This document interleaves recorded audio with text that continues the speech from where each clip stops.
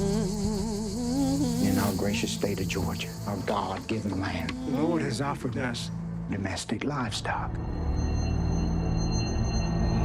Today I will show you a 2022 film titled Alice. Let's begin. Alice is enslaved on a 19th century plantation in Georgia owned by Paul Bennet. Attempting to escape, she runs through a vast forest and emerges onto a Georgia highway in 1973. She meets Frank, a truck driver who helps her adjust to the truth of the time period and that she has been missing her whole life. The movie starred in a rural Georgia plantation area owned by Mr. Paul Bennet in the United States. Alice has been enslaved in the rural Georgia plantation for years restlessly and has been yearning for freedom. One night, Alice secretly married Joseph, her beloved husband, but Mr. Paul interrupted their marriage with a gunshot. The next morning, while working, Joseph noticed a rabbit, but Mr. Paul thought otherwise, instead whipped him badly, and Alice was serving Mr. Paul some glass of water and noticed how badly Joseph was flogged by Mr. Paul. Afterward at night, Alice and Ruthie, Joseph's mother, decided to check up on Joseph to know how he is faring. On getting to the room, other workers were treating his wound. They talked about getting away, but if they make a mistake about their plan, death is the penalty, so they changed their mind. Alice feels there should be another way. Joseph told Alice that Mr. Paul knows about their marriage. The next day, Mr. Paul married Joseph off to one of his neighbor's domestic workers, but Joseph declined. The agreement between Mr. Paul and brother Levi is that the first child Joseph would have will belong to brother Levi. Every Sunday, Mr. Paul forces Alice to give her natural injection to satisfy his urge. Joseph got frustrated and started looking for a way out. Spoke to one of his colleagues who told him about a story of someone who tried to escape but got killed and buried. Joseph visits the spot where the man was buried and finds a lighter in the grave. Mr. Paul's son came back for holiday and Mrs. Bennet made a statement, "Can't you see?" and Alice tried to find out what she meant by such a statement. While she was in her room that night, Joseph sneaked in and called her attention, showing her the lighter which belonged to someone like them. There is so much going on that they don't have an idea about, more reason they need to escape, and Joseph told Alice to wait for it to signal in order for them to escape. But unfortunately, their escape plan didn't go well. Joseph got shot while trying to collect Aaron's gun, and Alice told him to run as fast as he could, but he didn't go so far. Aaron shot him dead and brought him back to Mr. Paul. Alice was so devastated, but she tries to keep her cool. That same night, Mr. Paul was having dinner with his son and requested Alice to sit with them on the dining table. Instead, he started patronizing her beautiful body, which made her furious and attacked Mr. Paul. But he overpowered her and asked Aaron to assist him tie her up with a rope, and he put a gag over her head, after which he left her outside on the ground all through the night. The next morning, he untied her and told her he wanted to move past the whole thing. He gave her a glass jug of water and hit Mr. Paul with the glass jug on his head. She tried escaping. He caught her and was strangling her, but Alice picked up the broken glass and stabbed Mr. Paul in his eyes. Afterwards, Alice flees for her life into neighboring woods until she comes onto a highway, confused and clueless. Alongside came a truck that was driving so fast on the highway, Alice stood in the middle of the road and the truck stopped miraculously, inches right where Alice was standing. Because of the shock, she collapses in front of the truck. The truck driver by the name Frank carried her into the truck. She woke up along the way, got scared, and was screaming. Frank tried to calm her down and was trying to strike a conversation with her, telling her if she knows where she is in the year, which is actually 1973. She vomited inside the truck and Franklin decided to take her to the hospital in order for her to get treatment. She wandered off inside the hospital, but he found her and took her to the front desk, asked for her name and left her. The receptionist asked for her details, but she was only able to give her first name. On getting there, Alice met Franklin's brother Danny. After a little talk, he took her to his place of residence, offered her some bologna and blackberry juice, and gave her some clothes and a bed to sleep on. Alice is still puzzled about her new environment. The next morning, Franklin offered her breakfast and some books to juggle her memory. Before going to work, Alice kept herself busy looking around and took a directory trying to reach out to Mrs. Rachel Bennet. She also read some books on slavery history, thereby understanding that she has been a slave all these while and was free from it. On getting home, Alice has already made dinner for him. While he was eating, he suggested she needed to get something done to help get her memory back. However, Alice told him she has not lost her memory, that she knows everything about herself and where she came from, that she was a slave. Franklin asked her if she knows what she was saying because he can't help her get justice. Alice told Frank that she is meeting up with someone the next day. The next morning, Franklin drove her to the diner where she is meant to meet Mrs. Rachel Bennet, and he volunteers to follow her inside, but she declines. Alice ordered coffee while waiting for Mrs. Rachel Bennet. Mrs. Rachel Bennet came in with her son Daniel and opened a conversation with Alice about all what happened to her, that she was trying to create a safe and disciplined home for her, but Alice objected, telling her it was all a lie. Alice got into an argument with Mrs. Rachel Bennet, telling her she left them to suffer and didn't care about them, but Mrs. Rachel Bennet tried to show authority over Alice, which she bluntly threatened Mrs. Bennet. She told her that she is wasn't scared of her anymore. Mrs. Rachel Bennet told Alice she can't understand what freedom is about, even if it took her a million years. Alice gave her a dirty slap. Alice told Mrs. Rachel Bennet that she is freedom. Mrs. Rachel Bennet immediately left with her son. Then Frank called up Alice after seeing the whole scenario, but Alice chased her as she drove off. In the other scene, Franklin tried to calm Alice down, but Alice wanted to go back and rescue others who are still at Mr. Paul's plantation. Alice went on to do more research before she embarked on the rescue mission, but Frank tried talking her out of the rescue mission. She refused and asked for his help, but Frank couldn't because he lost his mom fighting for the same course. Alice is trying to convince him that he can make a change. Franklin told her it would be a death sentence for a black man trying to fight for freedom in a white man's land. Frank told Alice to go ahead and fight for freedom because she got no birth certificate, no ID, no social security, and that she has nothing to lose. Alice felt unhappy, but she was not giving up on her mission, so she went ahead with her plan. Frank was not happy while at work, and his brother came asking if he was okay, but Frank shunned him off to leave him alone. Alice is at the bus station waiting for the bus. Then Frank drives up to her in his truck and asks her to get in so they can go ahead with the mission together. Getting to the location, Alice started adding fuel around the land where Mr. Paul's plantation is located, and Frank made a call to a fire station. At the scene, Alice told Frank that she was proud of him, and his mom would also be proud of him for standing up for justice. They both got into the truck and drove into Mr. Paul's compound. On seeing the approaching truck, Mr. Paul asked everyone to get behind the building, but nobody moved. Rather, they stood to know who was driving into the compound. Behold, Alice and Frank came out of the truck. Alice pointed the gun at Mr. Paul. Aaron tried to get close, but Frank stopped him. Alice told him she wanted everyone to see the truth, but Mr. Paul told her that she had added more work for them. But she objected, saying they are done working for him. He lied to them to feel important, and she is not going to let him go freely because she is smarter and better than him. Mr. Paul claimed to have given them a meaningful life, saying he never told anyone they can stay and didn't tell them they can go either. Memory of how the man who owns the lighter was shown. Mr. Paul killed and buried him in the land. He asked what she was going to do, if she intended to kill him, but Alice says she was going to make his last breath a living hell for him. He directed the answer back to Alice and stood up to attack her instead. Alice shot him in his leg, tied him up and dragged him outside. The police and firefighters are on their way. Everybody watched Alice tie Mr. Paul to a rod outside. Frank went up to meet the firefighter team, and Joseph came out staggering with a little help. Alice went closer and hugged him with tears in her eyes. One of the firefighters came up to Alice and asked for her name. Revenge is long overdue.